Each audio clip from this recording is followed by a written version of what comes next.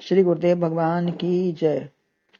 श्रीमद् भगवद गीता के 10वें अध्याय में श्री भगवान विभूति योग का वर्णन करते हुए चौथे श्लोक का ही वर्णन चल रहा है, जिसमें जो हम सब ऐश्वर्य देखते हैं परंतु परमात्मा का नहीं अपना ही समझते हैं। सब कुछ हमने ही बनाया है। यही जानना है कि जो नहीं दिख रहा है वही वास्तविक स्वरूप है। किसने दिया, कहाँ से आया, वही वास्तविक स्वरूप है। यह ज्ञान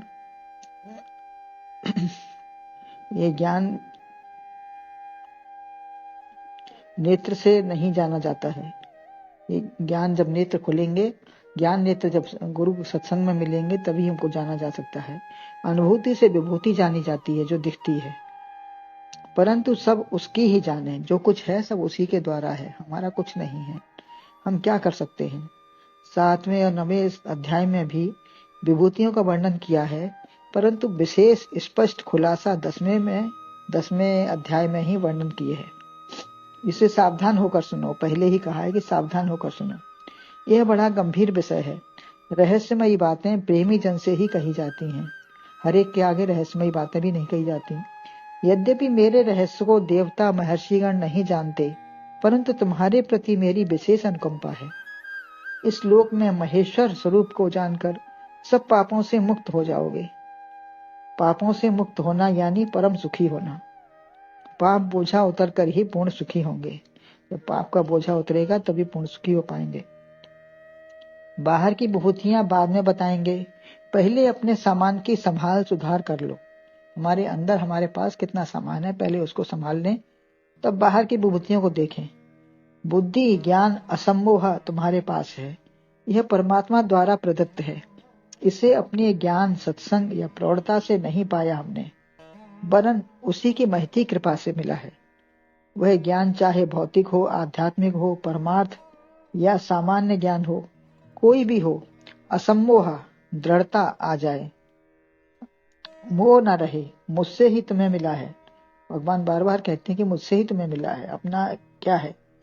क्षमा आभूषण है। सत्य ही स्वरूप है तुम्हारा। इसी से शोभा होती है। सत्य स्वरूप से ही शोभा है। जैसे राजा की शोभा राजमुकुट से व दिव्य गुणों से है या अच्छे संचालन से है, तो शोभा शरीर की नहीं होती है। यदि ऐसा होता तो संत के दर्शन के लिए कोई नहीं जाता। संतों के पास कोई सुंदरता के लिए नहीं जाते हैं, वरन सबसे सुंदर के, अगर ऐसा ही होता तो जो सबसे सुंदर है उसके दर्शन करने कोई जाता, लेकिन नहीं, संतों के दर्शन के लिए लोग जाते हैं।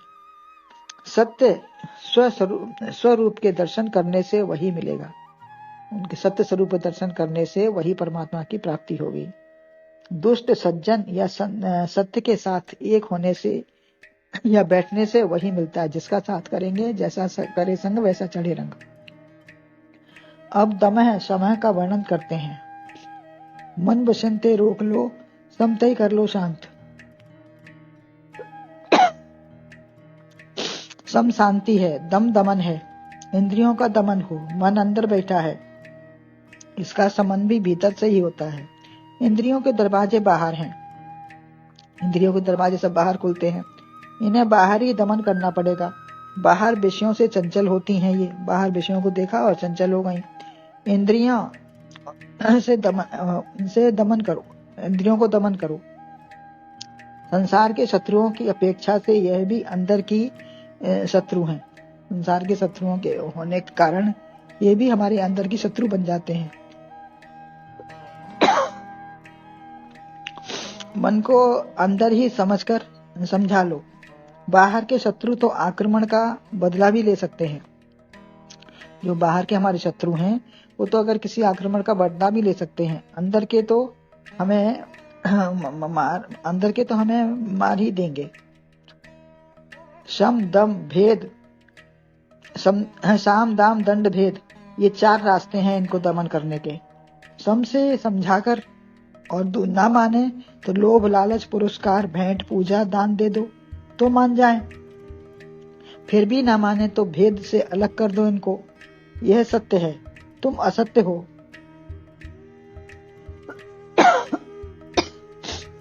सत्य को पहचान कर सत्य में रहो, यह मन को समझाना है। तुम असत्य हो यह भी ना माने तो दंडनात्मक आखिरी साधन अपनाओ। यह शत्रु घर शरीर परिवार देश विदेश के कहीं के भी हों, शठम प्रति साठ्यम, जैसे के प्रति वैसा होना पड़ेगा। जैसे भी माने उनको समझाओ।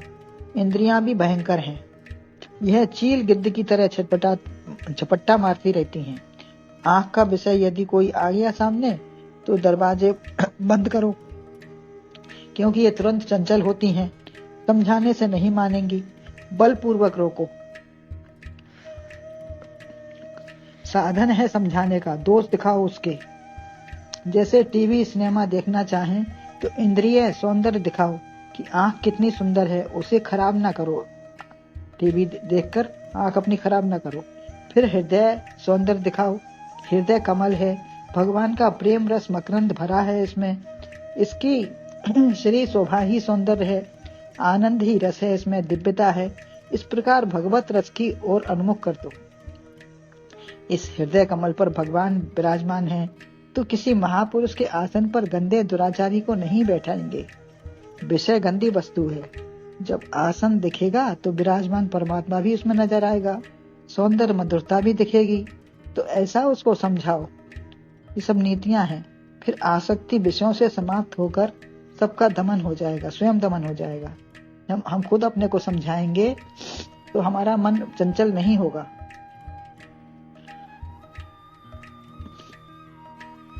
बाहर के शत्रुओं को रोको तो अंदर के शत्रु स्वयं समित होकर मन समन हो जाएगा और परमात्मा में लग जाएगा। वेद कहते हैं पहले मन को समन करो, जैसे पहले अपने बच्चे को फिर नौकर को सुधारो। घर में कुछ बिगड़ा है तो पहले अपने बच्चों को समझाओ, सुधारो, उसके बाद नौकर से कहेंगे कुछ। परंतु देखो कौन ज्यादा बलवान है, जिसकी ज्यादा चलती है। एक को ठीक करने से दोनों ठीक हो जाएंगे। मन चंचल है तो उसका भी उपाय है, सत्संग की बात का विचार, महापुरुष सद्गुरु, अन्यथा छोटे कोई भी साधन से ही किसी भी साधन से समझेगा तो उसको समझाना है। क्षुद्र बुद्धि को छोटे साधन दिखाने पड़ते हैं, जो छोटी बुद्धि है उसको छोटे ही साधन से वो समझता है। तुम यहाँ बैठे हो, तुम किस स्थान में बैठे हो, यहाँ गलत ना करो। जो स्थान में तुम बैठे हो वो स्थान गलत करने के योग्य नहीं है। वंश मर्यादा कुल गोत्र काल का सहारा लो। आज ऐसा दिन पवित्र है, ऐसा काम ना करो। पवित्र दिन ऐसे काम नहीं होते हैं। वंश मर्यादा कुल गोत्र पद प्रतिष्ठा कुछ तो ध्यान करो। दूसरा करे तो करे, हमारे लिए यह निंदित कर्म है। जो हम कर रहे हैं ये हमारे लिए निंदित हो जाएगा, इसलिए हमको यह कर्म नहीं करना है। मन को समझाना है किसी तरीके से। दूसरा वस्तु का भय, ऐसी निकृष्ट वस्तु को क्यों तुम चाहते हो। पर पुरुष पर स्त्री की ओर ध्यान जाए तो हमारा कौन सा खराब है, हमारे पास जो है वो क्या खराब है क्या, जो हम दूसरे को देखें। ऐसा उसको समझाओ। अतः विचार करते रहो, भगवत चिंतन हो तो संसार छूटता जाएगा। जो विषय आंख से देखा उसी को किया, सुना, विचार किया, कहा तो यह परिपक्व होता जाएगा। जो देखा अगर उसी में लग गए तो उसी का भाव परिपक्व हो जाएगा। यदि एक इंद्रिय गलत दिशा में जाती है तो बचा लो तो 10 बच जाएंगी। एक को बचाएंगे तो सब धीरे धीरे अपने आप सब बच जाएंगी, और अगर एक को जाने दिया तो और भी सब बढ़ते चली जाएंगी। तब शक्ति विचार बुद्धि की भी कोई काम नहीं आएगी और विषय की शक्ति क्षीण हो जाएगी। जो अगर हम अपनी बात को मना देंगे तो विषय की भी कोई शक्ति नहीं रहेगी कि उसको अपना लें हम। अतः दम से सम से चाहे जैसे माने मनाना है। अंतरंग साधन है सठ संपत्ति, शम दम तितिक्षा विवेक वैराग्य मुमुक्षा, ये 6 साधन है। इनसे इंद्रियां समझेंगी। संसार का रंग चढ़ने से पहले ही अपना रंग चढ़ा दो। किशोरावस्था तक, 16 वर्ष की अवस्था किशोरावस्था तक यह ज्ञान हो जाना चाहिए। श्री राम जी ने, सीता ने, ध्रुव प्रहलाद, मीरा ने, सबने बाल्यावस्था में से ही भगवत प्रेम को अपनाया। अतः तब मन विकृत हो ही नहीं सकता। जब बाल्यावस्था से जो संस्कार पड़ जाते हैं वो फिर जम जाते हैं और मन विकृत नहीं होगा। फिर जब रंग दूसरा चढ़ा ही नहीं, लौकिक अनेक तैयारी करते हैं, ऐसे ही अंतःकरण की तैयारी करो।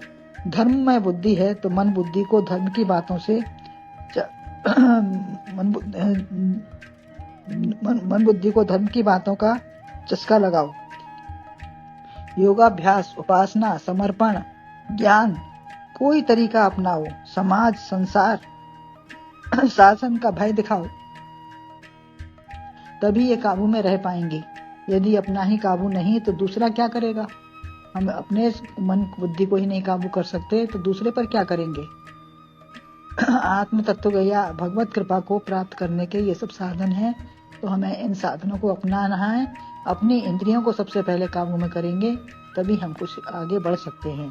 तो गुरुदेव भगवान की जय।